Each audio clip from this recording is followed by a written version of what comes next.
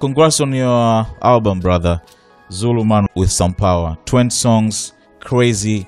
I attended the album listening session 2 weeks ago. You played us like not more than 10 songs, right? I played like 8. Yeah. It was a few of them. But now, man, the album is dope. Thank you, bro. I appreciate it, man. I put in a lot of hard. Yeah. I can see that. Okay, Zulu Man with Some Power is your first album under Def Jam Records. You have shifted from just an African rapper. Now you are a global artist. How did this influence the creation of this album? I guess the only way it influenced it is just me knowing that now that I'm taking this global step, I want to represent my continent. I want to represent my country. I want to represent my culture, you know what I mean? Like take more pride in my roots and my traditions and stuff like that. So, yeah, I guess that's the only way, really. That's the only way. Like I know I had to cross over for something. Now that I'm going to like the States and whatever, I had to take my flag with me. You know what I mean? And you did us proud. Thank you, my nigga. Thank you, bro. 20 songs on the album. I can tell you that's not easy, man. How hard was it for you to complete the album? It wasn't hard at all, man, because I never stopped recording. Like I'm always here in studio just making. So it wasn't really hard for me. When it was time to put the album together, all I had to do was just pick songs. You know what I mean? Like I started recording the album 2 years ago, so I already had enough music. You know. Okay, which one is the most personal song on the album? Ababulali. Yeah, I think that's the most personal one. Like, not personal in a sense that it's about me so much, but it's about me and my father. It's about my relationship with my father, and that's something that's really close to my heart. You know. How is the relationship with your father? It's pretty good now. It's pretty solid. Pretty good. Okay, nice to hear that. I can never question your lyrical and delivery ability, man. I mean, that's what you do best. But I'm very astounded by your singing prowess on the album, especially on the songs like King Shit, All Inefficient, T.I. Zone, How Many Times, and La Vida Loca. Did you go to a vocal coach or something? Nah, this is just it's just the type of people that I listen to, the type of music that I listen to. They influence me, you know what I mean, when it comes to singing. You know. Oh yeah, people like Young Thug, I guess. Exactly. Who is? Young Thug, Chris Brown, T-Pain, Rihanna. Oh. A little bit of what's my guy's name? Miguel. Miguel, yeah, he's dope. Just a bit of Miguel. My girl's been playing a lot of Miguel lately, and that's that chilled vibe has just been getting into my head slowly. Do you know what I mean? Definitely. It seems like you're listening to more singers than rappers, right? Yeah. Why?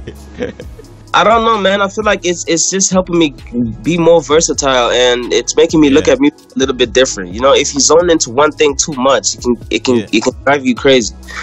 You know, and with all the hard work I've been putting in, I want to listen to relaxing music so I can relax. You know what I mean? When you listen to rap, you gotta, something calm, very chilling. Yeah, I feel you. Last Friday, you almost crashed the internet in South Africa because your fans were eagerly waiting for the album. How do you explain this kind of love? It's insane, man. It's a blessing. It really is. It's a blessing. Like I couldn't even focus on anything. Like when the album dropped, like my phone was just buzzing nonstop. Like when I went on Twitter, I couldn't even reply to one tweet properly because it was just like flooding me with tweets. You know what I mean? And yeah, man, that type of love is something that I've always wanted as a kid. I always wanted people to wait for my work and actually love it so much that they go crazy and they stay up till 12 midnight just to get it first. You know what I mean? I always wanted that. Yeah, you're blessed. Yeah, truly blessed, man. I've seen some tweets from lots of South African rappers praising the album People like AKA, Ricky, Stogie T, and Cassper who wrote this. Nasty Seal's album is so good. His best work yet. He's carving a new era of SA hip-hop where he definitely doing things his own way, and he sounds so confident and comfortable. Black and White was my favorite song at first, but I ended up loving the whole project. What do you think of this? It's dope, man. It's dope.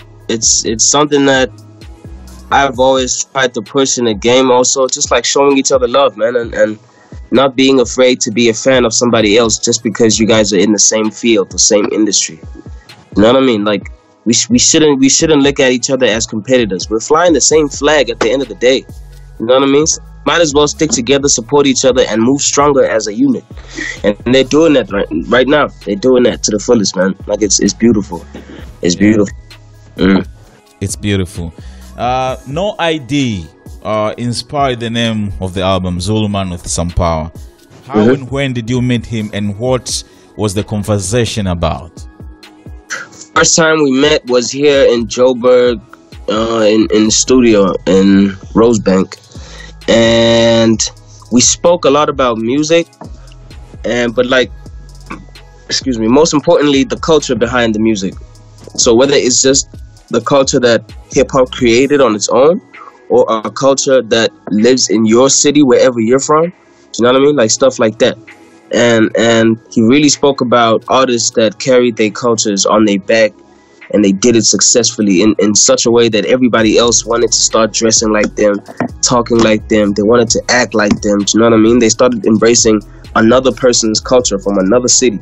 Like when Snoop took the West Coast stuff with the girly pom-poms and the braids and the bikes and the colorful clothes, he took that to New York, where they were wearing all black and Timbs. You know what I mean? And they looked at it, and it was fresh. It wasn't too harsh for them to digest. It wasn't too hard for them to understand. They were like, oh, that's cool. He's making it fly. He's making it dope. We're taking that also. You know what I mean? Like, we're embracing it. And when he said that, I was like, damn, that actually should be something that every artist is trying to do. Like, as an artist, you're supposed to carry your culture with you. I mean, Americans have been doing it successfully. We've been eating up their culture since way back then. You know what I mean? Since way, way, way back. If they wear Jordans, we wear Jordans. If they wear Chuck Taylors, we wear Chuck Taylors. Now it's time we do the same thing to them. You know what I mean? It's time we come with the traditional stuff, and you know what I mean? And they are loving Africa right now. Like, everyone is connecting back to their roots. It makes them feel like they belong somewhere. Do you know what I mean? To a people, and it's really dope to play that part, man. It gives you a sense of like purpose. It makes you feel like you have a purpose, and you're not just like making music. Do you know what I mean? Does No ID have any input in the album? Unfortunately, not. The songs that we did together didn't really make it onto the album. Oh, but we do have. Yeah. Okay. I was listening to the album, and I was stuck at the opening, King Shit, and I saw your tweet. I saw your tweets talking about how big is your album opening. How is this special, King Shit, the song? It's just a different song, man. It's just, you just don't know what to do when it comes on. Like, do you dance? Do you rage? Like, you know what I mean? It just gets you pumped. It gets you excited. Like something epic is about to start. And I think that's important. Yeah. When you make an album, where you open the album is very crucial. It sets the tone for the whole project. And people, when they listen to it, they need to get goosebumps and think, oh, shit, what is this? You know what I mean? Yeah. So I had that idea. I had those two lines that, this is how I feel to be on top of the world. So I had that and when I came here into studio, and I had no beat, no nothing, and I just started making the beat off of that one line. So I had to have the harmonies that sound like a choir. Do you know what I mean? The horn sounds dramatic. It just sounds dramatic, man. And I'm so glad people got it, because that's like one of those moments where you're getting so creative that a song doesn't even have like a typical song structure, when it's like hook, verse, hook, verse, hook. You know what I mean? That song is all over the place, but people understand it and they love it, and that's crazy. Yeah, I love it too. I've never had biggest anything in the world up until now. Like, I have biggest #1 song in the world. I have the #1 album in the world, and this is crazy to me. I've never had this ever before in my life, so this is crazy, bro. Yeah, I can feel you. I can feel you, brother. So I remember you met 50 Cent last year, I think, and there was a picture on the internet, you listening to him very attentively. What was the most important advice you got from 50 Cent? I think the most gems that I got from him were through his book. Yeah, when I read him, that's when I got all the knowledge. But we were sitting down there, I promise you, we were just talking shit for like a whole hour. I'm telling you, we weren't speaking about nothing serious. We were talking about cars. We were talking about the richest people in Africa. Like, we were just talking about some shit. Like, you know, it wasn't anything serious, man. He's a comedian. If you know 50 Cent, he's a comedian. Yeah. One of the great. He's a funny guy. Very funny. Very. Well, so what's your last statement, man? Because everything now is going well. I know the numbers are in. They surprise you, I guess. The numbers. They did. First 64 hours, I think. Crazy. I saw like Apple was on like 7 point something million. Mac is on like 8.9 million. That stuff was crazy, man. It did surprise me, definitely. Listen to the album from Mac and 10 million now, over 10 million views now. Oh, it's over 10? Oh, shit. There we go. Yeah. It's crazy. Yeah. That's crazy numbers. Yeah. What's your last word to your fans all over Africa? Just want to say thank you, man. You know, at this point, I couldn't really ask for anything else. I just want to say thank you, man. Like, the way they my album is amazing, and this album made me nervous a little bit because it's just so different. I'm not trying to prove that I can rap in this album. I'm not trying to out rap anyone. I was really just trying to make music, matured music, and they understood it. I was so nervous they weren't gonna get it, but they got it. So I just want to say thank you, man. Okay, thank you, brother, for your time. Respect, biggest fan. Thank you, my G. I appreciate you, man. I'm coming there soon, man. I'm coming to TZ soon. They need to open the gate so I can come there. Can't wait to see you. Can't wait to see you, brother. I'll be back, man. Peace. Welcome. Peace.